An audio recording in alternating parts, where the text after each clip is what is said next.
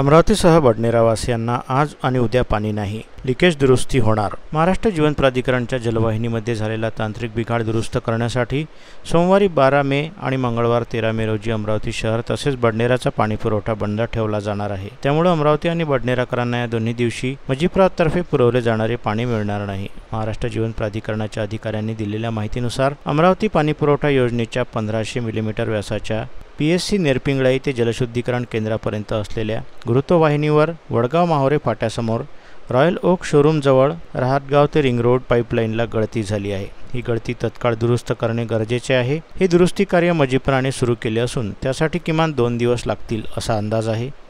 यामुळे 12 व 13 मे रोजी दिवसभराचा पाणी पुरवठा अपरिहार्यपणे बंद ठेवावा लागेल असे संबंधित अधिकाऱ्यांनी स्पष्ट केले। त्यामुळे या 2 दिवसात अमरावती व बडनेरा शहराचा पाणी पुरवठा बंद ठेवला जाणार आहे। मजिप्राचे उपविभागीय अभियंता संजय लेवरकर यांच्या मते गळती दुरुस्तीचे काम युद्धस्तरावर पूर्ण करून अमरावती व बडनेरा शहरातील पाणी पुरवठा त्वरित पूर्ववत करण्यात येईल। दरम्यानच्या काळात नागरिकांनी पाण्याचा साठा करून ठेवावा व पाण्याचा काटकसरीने वापर करावा असे आवाहनही मजिप्रातर्फे करण्यात आले आहे।